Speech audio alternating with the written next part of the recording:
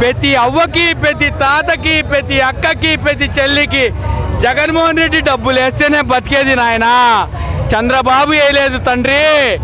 దక్షిత్ గారు, మీ వయసు ఎంతో నాకైతే తెలియదు.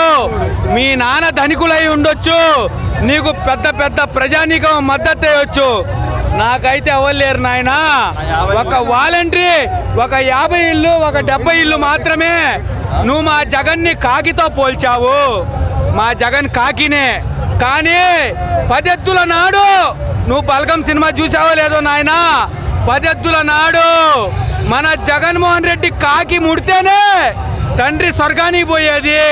ఊరు మొత్తం చెప్తాడు, ఒరే మీ తండ్రికి కాకి ముట్టకపోతే మీకు ఊర్లో నుంచి ఎలేస్తామని.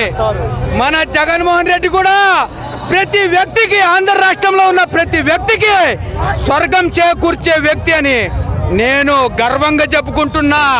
దక్షిత్, నువ్వు బీటెక్ చదువు, లేకపోతే ఎంటెక్ చదువు, ఏదైనా చదువు, ఈ ప్రశ్నకి నువ్వు సమాధానం చెప్పు. నువ్వు నెమలితో పోల్చావు. నెమలి అనే జంతువు భారతదేశానికి మాత్రమే, ఇతర దేశాలకు కాదు. కానీ భగవద్గీతని మార్చలేవు కదా తండ్రి. భగవద్గీత ఎవరు చెప్పారు? మన శ్రీకృష్ణమూర్తి. భారతాన్ని నడిపినోడు శ్రీకృష్ణమూర్తి చెప్పినాడు వ్యక్తి. శ్రీకృష్ణమూర్తి చెప్పాడు, భారతాన్ని నడిపిన వ్యక్తి చెప్పిండు. అందువల్లనే దక్షిత్, నీకు నోరు అదుపులో ఉండాలా.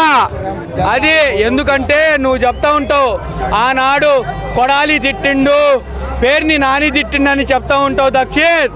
కాదు నాయన, ఆనాడు అసెంబ్లీలో జగన్ని ఒక దెందులూరు ఎమ్మెల్యే తిట్టినా, దెందులూరు ఎమ్మెల్యే చింతమనేని తిట్టినా, ఇంకోటి తిట్టినా జగన్ అనే వ్యక్తి, అచ్చెన్నాయుడు తిట్టినా జగన్ అనే వ్యక్తి ఏమన్నా విమర్శించిండా నాయనా?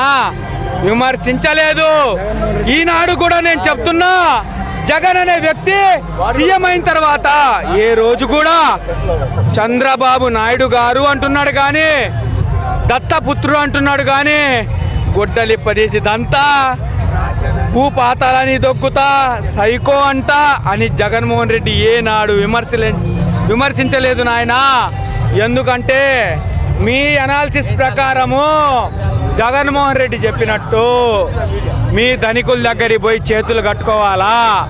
ఈ వాలంటరీ వ్యవస్థ పోయిన తర్వాత ప్రతి ఓడు నాయకుడి దగ్గరికి వచ్చి, అన్నా రెడ్డన్నా, అన్నా కాపన్నా, అన్నా కమ్మన్నా, అన్నా బీసీ నియోజకవర్గ బీసీ వర్గం అన్నా, అన్నా ఎలమన్నా అని రావాలని టీడీపీ అభ్యర్థి.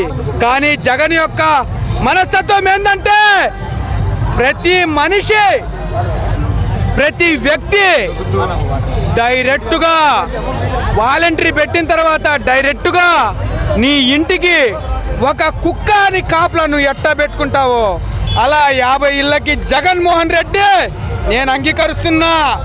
50 ఇళ్ళకి నేను కుక్కని. ఎందుకంటే నాకు విశ్వాసంగా చూస్తారు, నేను విశ్వాసంగా ఉంటా. అందువల్ల ప్రతి అక్కకి, ప్రతి చెల్లికి, ప్రతి తమ్ముడికి, ప్రతి జాతికి, ప్రతి వర్గానికి, ప్రతి కులానికి చూడకుండా మేము పథకాలు రాసే వాళ్ళం. పవన్ కళ్యాణ్ గారు, అయ్యా దక్షిత్ గారు, మీకు కూడా చెప్తున్నా, పవన్ కళ్యాణ్ పవర్ స్టార్ గారు, వాలంటరీ వ్యవస్థ పుట్టక ముందు చాలా వ్యవస్థలు పుట్టినాయి స్వామి. మీరు మీకంటే మీ అన్న చాలా 18 సీట్లు గెలిచిండు, కానీ మీరు ఒక్క సీటు మాత్రమే గెలిచారు. మీ నియోజకవర్గం మీరు గెలవలేకపోయినారు. అందువలన మీరు వాలంటరీని తిట్టకూడదు. ఎందువల్ల అంటే వాలంటరీ అనే వ్యక్తి ప్రతి 50 ఇళ్ళకి పోయి సేవ చేసే వ్యక్తి. వాలంటరీ కంటే ప్రతి వ్యవస్థ ముందలు పుట్టింది. ఆ వ్యవస్థలను విమర్శించి వాలంటరీ వ్యవస్థని విమర్శించు స్వామి పవన్ కళ్యాణ్ పవర్ స్టార్. నా పేరు నాగలక్ష్మ. బాగుండబట్టే చేస్తున్నాం, మేమందరం చెప్తుంది. బాగుండబట్టే ముసలోళ్ళు కూడా వస్తుంది. మా కులము ఆడ మగ రెండే. మాకు కుల మతాలు ఏమి ఏమి లేవు. మాకు కావాల్సింది జగన్మోహన్ రెడ్డి. ఆయన ఇచ్చే పరిపాలన మాకు అందరికి నచ్చి మెచ్చి ఇళ్ళలో ముసలోళ్ళని పిల్లల్ని పెద్దోళ్ళని అందరినీ సాగుతున్నాడు. ఒక్క ఇంట్లో ఒక మొగుడు పిల్లల్ని జాకోలేక జనం అందరూ తన్నుకొని చేస్తున్నారు. దేశం అంతా ఇంత జనాన్ని సాగుతున్నాడు అంటే ఆయన గొప్పతనం, వాళ్ళ నాన్నగారి గొప్పతనం కలిసి సాగుతున్నాడు. పవన్ కళ్యాణ్ గారు అంటున్నాడు తొక్కుతా నేను, జగన్మోహన్ రెడ్డి నిన్ను తొక్కుతా, పాతాళానికి దొక్కుతాను. ఎవరిని దొక్కుతాడు? వాళ్ళ వర్గాన్ని దొక్కమను, వాళ్ళ మాటలు ఇనే వాళ్ళని దొక్కమను, వాళ్ళ నాయకులను దొక్కమను. ఆయన ఏం మంచి పని చేసి మమ్మల్ని అందరిని దొక్కుతుడు. నాయకులు కూడా అంటున్నాం మాకు లేదా నోరు.